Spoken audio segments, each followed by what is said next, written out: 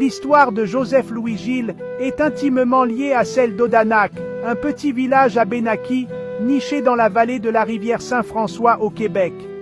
Fondé en 1670 comme mission jésuite, Odanak est rapidement devenu un refuge pour le peuple abénaki, chassé de ses terres ancestrales par l'expansion européenne et les conflits intertribaux. C'est dans ce contexte de déplacement et d'adaptation que Joseph-Louis Gille naît en 1719. Sa jeunesse est imprégnée des traditions et de la résilience de son peuple, déterminé à préserver son identité et son autonomie face aux pressions croissantes du colonialisme. Odanak, bien que géographiquement petit, revêt une importance stratégique considérable. Situé sur une route commerciale clé, il devient un point de contact et, parfois, de conflit entre les empires français et britanniques qui se disputent le contrôle de l'Amérique du Nord. Pris dans cette lutte, les Abénakis doivent naviguer prudemment dans leurs alliances. Habiles diplomates et guerriers, ils cherchent à protéger leurs intérêts et à maintenir leur mode de vie.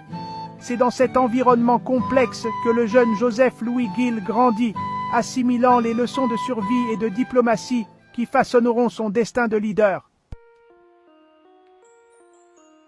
À mesure que Joseph-Louis Gille mûrit, ses responsabilités au sein d'Odanak augmentent. En 1740, il épouse Marie-Louise, fille du respecté chef Goodwill des Sokoki Abénakis. Cette union consolide sa position au sein de la communauté et témoigne de son influence grandissante. En 1749, Gille accède à un rôle de leadership, reprenant le flambeau de son beau-père. Cette période est marquée par des tensions croissantes entre Français et Britanniques, l'ombre de la guerre planant sur les colonies. Conscient de la position précaire de son peuple, Gille renouvelle stratégiquement l'alliance abénakise avec les Français. Il comprend que se ranger du côté des Français, qui ont une plus longue histoire de coexistence relativement pacifique avec les Abénakis, offre la meilleure chance de protéger leurs terres et leur autonomie. Il engage le soutien des guerriers abénakis à la cause française, reconnaissant la nécessité de défendre activement leurs intérêts face à l'agression britannique croissante.